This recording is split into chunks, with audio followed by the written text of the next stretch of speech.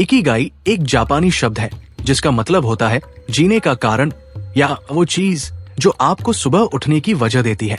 ये किताब जापान के ओकिनावा द्वीप की जीवन शैली पर आधारित है, जहाँ के लोग दुनिया की सबसे लंबी उम्र के लिए प्रसिद्ध है। लेखक बताते हैं कि इन लोगों की लंबी और खुशहाल जिंदगी का राज उनके जीवन के उद्देश्य, सामाजिक संबंधों, संतुलित आहार और सक्रिय जीवन शैली में छुपा है। ओकिनावा के लोग कभी पूरी तरह से रिटायर नहीं होते। वे हमेशा किसी न किसी रूप में सक्रिय रहते हैं, चाहे वो बागवानी हो, दोस्तों से मिलना हो या किसी सामुदायिक गतिविधि में हिस्सा लेना हो। उनका मानना है कि जब तक शरीर और मन चलते हैं तब तक कुछ न कुछ करते रहना चाहिए। किताब में बताया गया है कि इकिगाई को 4 मुख्य तत्वों के मेल से समझा जा सकता है। 1, वो चीज जो आपको पसंद है। 2, जिसमें आप अच्छे हैं। 3, जो दुनिया को चाहिए।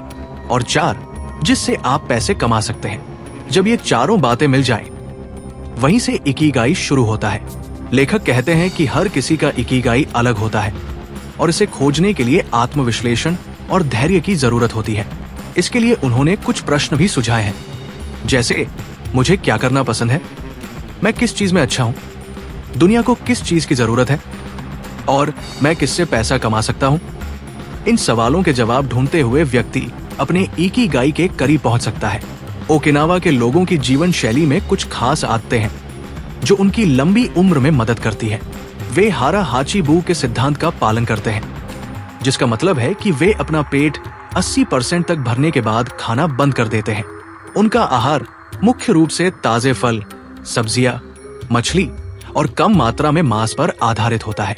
वे नियमित रूप से टहलते हैं, योग करते हैं और अपने दोस्तों और परिवार के साथ समय बिताते हैं। उनका मानना है कि सामाजिक संबंध और समुदाय के साथ जुड़ाव मानसिक और भावनात्मक स्वास्थ्य के लिए जरूरी है। किताब में फ्लो की अवधारणा पर भी चर्चा की गई है, जिसका मतलब है किसी गतिविधि में पूरी तरह से डूब जाना, जहां व्यक्ति समय का ट्रैक खो देता है और गहरी पूर्ति की भावना का अनुभव करता है। लेखक बताते हैं कि जब हम किसी ऐसे काम में लीन होते हैं जिसे हम पसंद करते हैं और जिसमें हम अच्छे हैं, तो हम फ्लो की स्थिति में पहुंचते हैं। ये स्थिति न केवल हमें खुशी देती है, बल्कि हमारे मानसिक स्वास्थ्य को भी बेहतर बनाती है। इकिगाई की खोज में माइंडफुलनेस और वर्तमान में जीने की कला भी महत्वपूर्ण है। लेखक कहते हैं कि हमें अपने जीवन के हर पल का आनंद लेना चाहिए और छोटे छोटे सुखों की सराहना करनी चाहिए। वे सुझाव देते हैं कि हमें हर दिन के लिए आभार व्यक्त करना चाहिए, अपने दोस्तों और परिवार के साथ समय बिताना चाहिए और उन गतिविधियों में शामिल होना चाहिए जो हमें खुशी देती है।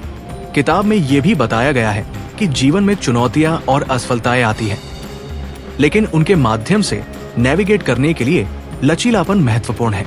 लेखक कहते हैं कि हमें विफलताओं को सीखने के अवसरों के रूप में अपनाना चाहिए और विपरीत परिस्थितियों का सामना करने के लिए सकारात्मक दृष्टिकोण बनाए रखना चाहिए।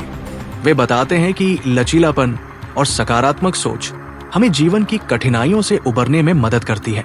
इकिगाई की अवधारणा हमें सिखाती है कि जीवन का उद्देश्य केवल पैसे कमाना या सफलता हासिल करना नहीं है, बल्कि एक संतुलित, खुशहाल और अर्थपूर्ण जीवन जीना है।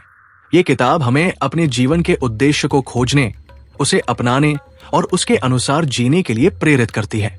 लेखक बताते हैं कि जब हम अपने इकिगाई को पहचान लेते हैं और उसके अनुसार जीवन जीते हैं, तो हम न केवल खुश रहते हैं, बल्कि हमारी सेहत भी बेहतर होती है और हम लंबी उम्र तक जीवित रहते हैं। इस किताब की भाषा सरल और समझने में आसान है। लेखक कई वास्तविक जीवन के उदाहरण और कहानियां प्रस्तुत करते हैं, विशेषकर ओकिनावा के लोगों की, जिससे पुस्तक रोचक और संबंधित महसूस होती है। प्रत्येक अध्याय छोटा है, जो पाठक की रुचि बनाए रखने में मदद करता है। किताब पढ़ते हुए ऐसा लगता है जैसे कोई दोस्त हमें धीरे धीरे जीवन की सच्चाइयों से रूबरू करवा रहा हो। अगर आप कभी ये महसूस करते हैं कि आपकी जिंदगी में कुछ अधूरा है या आप अपने जीवन के उद्देश्य को लेकर कंफ्यूज हैं, तो इकिगाई वो किताब है जो बिना दबाव डाले, बिना जजमेंट किए आपको अपने आप से मिलवाएगी। ये किताब आपको सिखाएगी कि कैसे आप अपने जीवन में संतुलन, खुशी और उद्देश्य पा सकते हैं। और अगर आपको इसी तरह think like a monk, the subtle art of not giving AFC के या द हैप्पीनेस प्रोजेक्ट का सार चाहिए, तो बस बताना। मैं वैसा ही देसी टच वाला, दिल को छू जाने वाला समरी बना दूंगा।